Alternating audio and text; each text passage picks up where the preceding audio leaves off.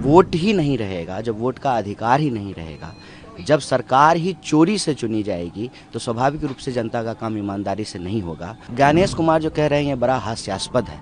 हास्यास्पद इसलिए है कि यही चुनाव आयोग कुछ महीने पहले कह रही थी कि एकदम कोई दिक्कत नहीं है, वोटर लिस्ट पूरी तरह से दुरुस्त है। चुनाव आयोग ये क्यों कह रही है कि आप हलफनामा दीजिए? अगर राहुल गांधी हलफनामा दें तो अनुराग ठाकुर को भी हलफनामा देना चाहिए। ज्ञानेश कुमार जो कह रहे हैं वो लगता है जैसे भाजपा का कोई प्रवक्ता बात कर रहा हो। आज वोटर अधिकार यात्रा का तीसरा दिन है। गया जी से यह यात्रा शुरू होकर के आगे जो है बरबीघा तक जाएगी। यात्रा जब सासाराम से शुरू हुई, रैली से लेकर के विभिन्न जिलों से गुजरते हुए जब हम लोग आगे बढ़ रहे हैं, तो जिस तरीके से जनता अपना जन समर्थन दे रही है, लोग घरों से बाहर निकल कर के यात्रा को देख रहे हैं, इसको अपना आशीर्वाद दे रहे हैं, उससे एक बात बिल्कुल साफ है कि इस देश में लोकतंत्र की हत्या करना, लोकतंत्र का गला दबाना आसान नहीं है, क्योंकि यहाँ के लोगों के दिलों में लोकतंत्र बसता है। और उसकी वजह यह है कि लोकतंत्र की परंपरा और इतिहास वो एक दिन का नहीं है। हम बिहार की महान भूमि पर हैं और जानते हैं कि बिहार लोकतंत्र की जननी है, यहाँ पे लोकतंत्र का जन्म हुआ है। इसलिए जब लोगों को यह समझ में आया वोट ही नहीं रहेगा, जब वोट का अधिकार ही नहीं रहेगा, जब सरकार ही चोरी से चुनी जाएगी, तो स्वाभाविक रूप से जनता का काम ईमानदारी से नहीं होगा। वोट का अधिकार है, इसीलिए रोजी रोटी का अधिकार है। वोट का अधिकार है, इसलिए जो है कपड़ा मकान का अधिकार है, इसीलिए बोलने का अधिकार है, इसीलिए जीने का अधिकार है, शिक्षा का अधिकार है। तो बिहार के लोग इसको लेकर के बहुत सजग हैं और बहुत ज़बरदस्त जन समर्थन दे रहे हैं। आप लोग कह रहे हैं कि लोकतंत्र की चोरी हो रही है, वोटों की चोरी हो रही है, लेकिन ज्ञानेश कुमार तो कुछ और ही कह रहे हैं, कैसे देखें? ज्ञानेश कुमार जो कह रहे हैं ये बड़ा हास्यास्पद है।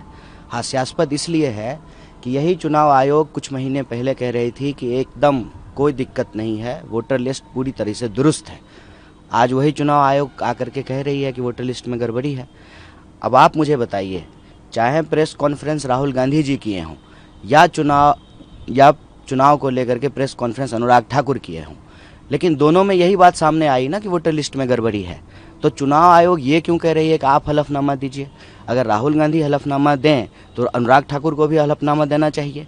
और मैं कहता हूं कि पहले चुनाव आयोग हलफनामा दे कि वोटर लिस्ट में कोई गड़बड़ी नहीं है। हम हलफनामा देने को तैयार हैं कि वोटर लिस्ट में गड़बड़ी है। जब आप घर घर घूम करके काम करेंगे तो ज़मीन पे जाएंगे, आपको पता चलेगा कि वोटर लिस्ट में किस तरीके से गड़बड़ी की गई है। मामला बिल्कुल साफ है। साफ ये है कि आपने देखा होगा कि पहले जो है ना रिजॉर्ट खेला जाता था, विधायकों को जो इस रिजॉर्ट से उस रिजॉर्ट पहुंचाया जाता था। तो ये ना वोट चोरी करके जो है सरकार चुराने का प्रयास किया जा रहा था। अब जो है एसआईआर करके सीधे तरीके से वोट चोरी के करते हुए संविधान चोरी करने का प्रयास किया जा रहा है। ज्ञानेश कुमार जो कह रहे हैं वो लगता है जैसे भाजपा का कोई प्रवक्ता बात कर रहा हो। और ये दोहरा रवैया क्यों है? चुनाव आयोग विपक्ष पे हमला पर है, विपक्ष के सवालों का जवाब नहीं दे रहा है। चुनाव आयोग पहले ये बताए कि आपने 65 लाख लोगों का नाम काटा है, एसआईआर में आपने कितने लोगों को जोड़ा है। चुनाव आयोग पहले ये बताए कि जब मतदाता पहचान पत्र की बात थी तो नागरिकता की जांच वो क्यों करने लगे। चुनाव आयोग पहले ये बताए कि क्यों नहीं आप सीसीटीवी फुटेज दे सकते हैं। सीसीटीवी फुटेज जो है वो इसीलिए तो तैयार किया जाता है ना कि जब कोई सवाल उठे तो उसको दिखाया जा रहा है। क्यों सीसीटीवी फुटेज को डिस्ट्रॉय करने के नियम बदल दिए गए? क्यों जो है मुख्य चुनाव आयोग की नियुक्ति की प्रक्रिया बदल दी गई?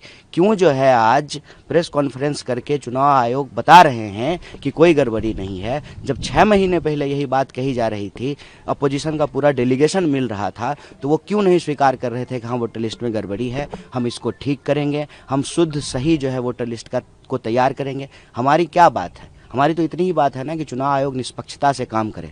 चुनाव आयोग कहते हैं कि न पक्ष है, न विपक्ष है, न समकक्ष है। महाराज आपके लिए तो सबसे ज़रूरी निष्पक्ष होना है। अगर चुनाव आयोग निष्पक्ष हो, चुनाव आयोग कई महीने पहले यदि स्वीकार कर लेता हरियाणा और महाराष्ट्र चुनाव के बाद कि वोटर लिस्ट में गड़बड़ी है, तो आज जो है यह स्थिति ही नहीं पैदा होती। इस गतिरोध के लिए चुनाव आयोग तैयार है, उसको जो है यह जिम्मेवारी लेनी पड़ेगी। और अभी भी मौका है कि आप खुल करके सामने आएँ, जनता को बताएं कि हम निष्पक्ष हैं, हम सही तरीके से वोटर लिस्ट तैयार करेंगे। और हम भी यही चाहते हैं कि शुद्ध, सही, सटीक वोटर लिस्ट तैयार हो, ना कोई जेन्युइन मतदाता का नाम काटा जाए, ना किसी जेन्युइन मतदाता का नाम जोड़ा जाए। यह जो हड़बड़ी में चुनाव आयोग कर रही है, इसका दो कारण है। एक तो जो लोग सत्ता पे बैठे हुए हैं उसका चेहरा बचाने का प्रयास कर रही है, और दूसरा अपनी गड़बड़ी मानने की बजाय, आधा माना है, अपनी गड़बड़ी मानने की बजाय और गड़बड़ी फैलाने की कोशिश कर रहे हैं, इसलिए हम लोग विरोध कर रहे हैं। महाभियोग लाने की बात कही जा रही है विपक्षों के द्वारा कि अगर इसी तरीके से चलता रहा तो इलेक्शन कमीशन चीफ के खिलाफ महाभियोग लाया जाएगा, तो आपको लगता है कि ये लाने की जरूरत है? देखिए, हम लोग तो यात्रा में हैं, जनता के बीच में हैं। बाकी इस तरह के राजनीतिक सांगठनिक फैसले जो हैं वो दिल्ली में होंगे, वो लिए जाएंगे, जो होगा आप लोगों को सूचित एक करेंगे। अंतिम सवाल, क्योंकि इससे पहले हमने नहीं देखा कि राहुल गांधी जितनी लंबी यात्रा बिहार में सुबह से लेकर रात तक कर रहे हैं, 12-13 दिन की यात्रा है, तो क्या कांग्रेस का कुछ पहले से टर्नआउट हो रहा है? मतलब आपके जो वोटर थे कहीं ना कहीं सोए हुए थे, तो क्या लग रहा है कि इससे आपको फायदा होगा कांग्रेस को बिहार में? वोटर नहीं सोए हुए हैं, वोटर सजग हैं। इसीलिए जो है ये हलचल आप चुनाव आयोग में देख रहे हैं, यह हताशा जो है आप भाजपा में देख रहे हैं। अजीबोगरीब तरह के जो है बयान दे रहे हैं भाजपा के नेता, गरीब तरह का हरकत कर रहे हैं। क्या ज़रूरत पड़ गई अनुराग ठाकुर को प्रेस कॉन्फ्रेंस करने की? जो डेटा को जांचने में हमको कई महीने लग गए 40 लोगों की टीम की, वो जो है 6 दिन में कैसे 6 सीट का निकाल करके ले आए। तो यह जो हताशा है उसकी वजह यही है कि वोटर सोए नहीं हैं। यह बिहार की धरती है, वोटर सजग हैं। और राहुल जी, जब भी ज़रूरत पड़ी है बिहार को, राहुल जी पूरे तन मन धन से जो है बिहार के लिए खड़े होते हैं।